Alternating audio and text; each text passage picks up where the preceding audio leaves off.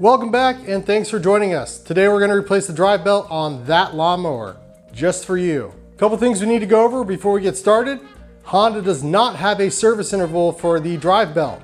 According to Honda, there's only 2 reasons why you need to replace the drive belt. Number 1, the lawnmower will not self-propel when the smart drive system is engaged. And number 2, the transmission propels the lawnmower but slips or slows down under a load. Now, on the flip side of that, if the lawnmower continues to self-propel after releasing the smart drive system, you need to adjust the cable.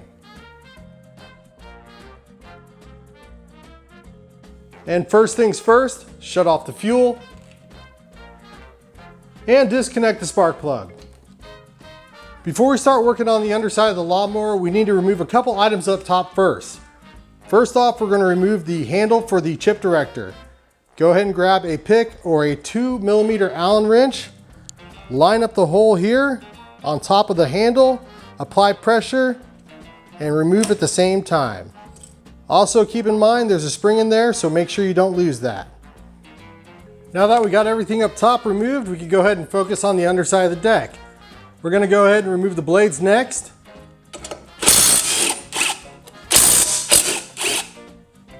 When removing the lawnmower blades, keep in mind the orientation of the washer and the bolt. They go in a certain direction, and we'll go more over that when we reinstall the blades. Next step, we're going to go ahead and remove the blade holder adapter.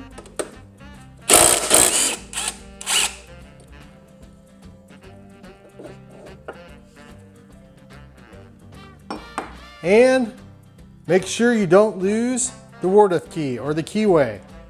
Do not lose this guy. Go ahead and take that out and set that in a secure place. Next, we're going to start removing the shroud that surrounds the lower part of the deck. There's 1, 2, 3 bolts holding it on. All right, now that we got all of our screws off, it's time to take off this shroud here. Now, I'm going to give you fair warning. This fitment is very tight, and you're going to have to do a little bit more bending and maneuvering than you're comfortable doing. There's 2 tabs behind here that hold on this shroud. You can't see them right now, but I promise they're there, and it'll all make sense once we get it off. So Honda recommends when you remove this shroud, to make it easier, move this back and forth, and you'll understand why in a second.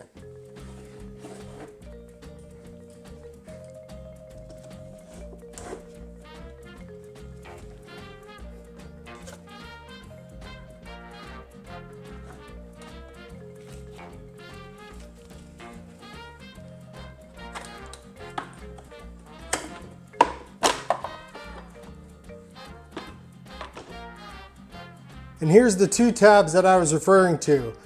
Keep in mind, we're gonna have to reinstall just as difficult when we go back in. But these are the 2 tabs that you can't see that are holding on to this shroud on the back of the lawnmower. Here's a better look at it. These 2 tabs are gonna insert back into these slots back here near the transmission when we reinstall. Now that we got that pesky shroud off, we can go ahead and remove the belt guide. And go ahead and remove the guide and set it to the side. And go ahead and take the belt off the pulley. And you can just let it hang there. We'll leave the pulley intact since that doesn't really need to come off. If it slides off, great. If it stays on, great. Now this next step is completely optional, but our objective is to get this transmission pulley facing down. Now in order to do that, we have to make sure this bar is at its lowest point. This is the height bar for the cutting height. So if you have enough clearance, you could set the bar all the way down to, I think it goes down to 4. That should give you enough clearance. If it doesn't give you enough clearance, or if you're working on the ground, you may have to take these wheels off in order for this pulley to flop down. Now that we got the pulley off, this will allow us to drop the transmission and we can get a better look at the pulley on top. Once again, make sure that your cutting height bar is at the very lowest position, as far as down as she could go. Now that we have the belt off the drive shaft, this will allow us to move the transmission up as far as she could go and remove the drive cable. And set that to the side. Now that we got the drive cable disconnected, we can go ahead and lower the transmission so the pulley is facing us. Just like that. Once you have clear access to the flange bolt on top of the transmission pulley, go ahead and remove it. Hold the belt tight. That will keep the pulley from moving, and zip her off. Remove the top pulley and remove the belt. Go ahead and grab your new belt, position it on top of the pulley here, between the metal guides on the side here. Grab the top pulley and make sure that these dots are facing opposite direction, just like this. Go ahead and reinstall the flange nut and also verify before you tighten it down that both these dots are lined up correctly and they're opposite of each other. You'll feel them hook in, and also make sure that the belt is between these two metal guides here. Just like before, grab the belt, hold it tight against the pulley. That'll keep it from spinning, and drive her home. Honda recommends tightening this down to about 20 foot-pounds. Once you got the belt installed and the pulley tightened down, go ahead and move the transmission back up. Along with the belt, make sure that the belt is back up above the shroud, just like that. Next, let's go ahead and reinstall the back spring along with the smart drive cable.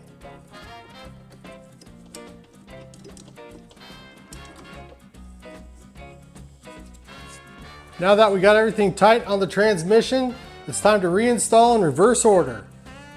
Go ahead and grab your belt and reposition that belt on top of the pulley. Once you got your belt set on that pulley, go ahead and slide her up all the way as far as she'll go. And go ahead and reinstall the belt guide.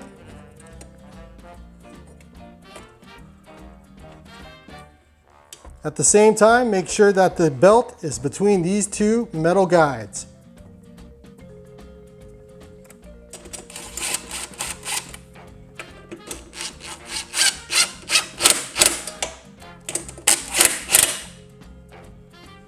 Go ahead and double check and make sure the belt can move freely and that she's not pinched or wedged against any of the guides. All right, it's time to go ahead and reinstall the shroud or the cover. And once again, fair warning, she put up a fight coming out. She's gonna put up a little fight going in. I'll try to explain this as best as possible without losing your mind. So first you're gonna start off with the lever, and you wanna make sure that these two covers are separated, they're far apart.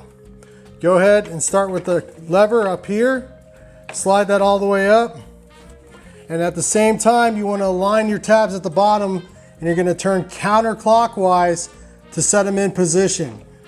Once you get this shroud in, go ahead and double check that those tabs are in the correct position. The easiest way is to reach behind this cover here, and you'll be able to feel those two tabs if they're in their slots or not. If they're not, it'll be very obvious. You'll know right away. But they're both secure. That's good. The lever's in its spot. We're good to go. And go ahead and reinstall your 3 screws. 1, 2, and 3. Now that we got the shroud completely installed, we can go ahead and reinstall the blade holder adapter. And first, don't forget to insert your key or keyway or ward-if key, wherever you want to call it. Make sure that goes on first, and go ahead and slide the adapter.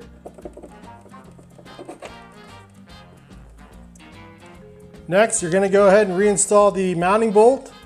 And just a little pro tip, you've got your bolts for your blade, which have a flat washer on it or a curved washer.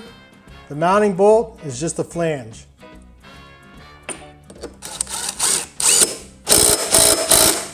Honda recommends torquing that down to around 40 foot-pounds.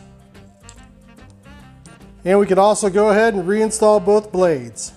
Now keep in mind, like I said earlier, these washers go in a certain direction. They're kind of hard to tell, but the washers have a curved side to it.